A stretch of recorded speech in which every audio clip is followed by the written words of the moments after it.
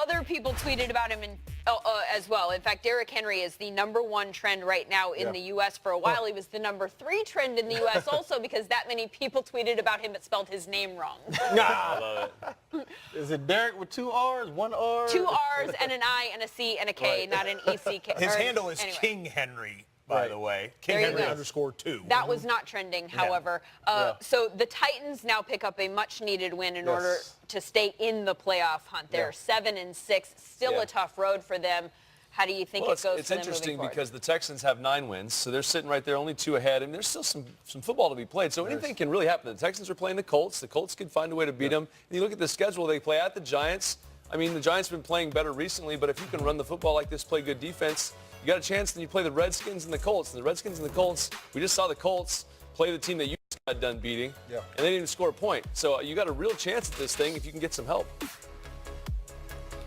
What about the Jaguars, who are obviously out of the mix at this point? We thought they that have they a lot were of going questions to be. because there was effort issues tonight. Yeah, they got a ton of questions, and I agree with you. There was a lot of effort plays that were missed or that weren't made on that Jacksonville defense. The defense that we've seen carry this team for the last 2 or 3 years, I felt like today I saw some plays where they gave up, and maybe they just felt too much pressure to carry this team yet again because the offense is not holding up their end of the bargain. They're not getting any production on the offensive side of the ball, and it's very similar to me of what's going on with the Kansas City Chiefs and LA Rams. They're getting a lot of production on one side and very little production on the other side. And so I think you just saw pressure bust pipes at sometimes, man, and it just couldn't get it done, and I felt like the defense really, really felt that pressure today. Yeah, it was tough because they had a lot of chances early. Cody actually made some pretty good throws down the field. They dropped him.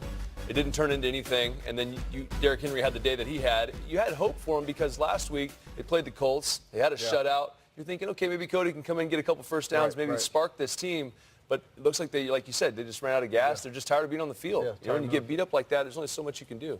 Well, a great performance we saw this Thursday night, and look what we have in store for you next Thursday night. You guys, we've got the Chargers Chiefs. Maybe the division championship game. That is going to be for the division championship right there. Well, if Kansas City loses to Baltimore this week, it could flip the script in this game. Huge playoff implications and a great way to start.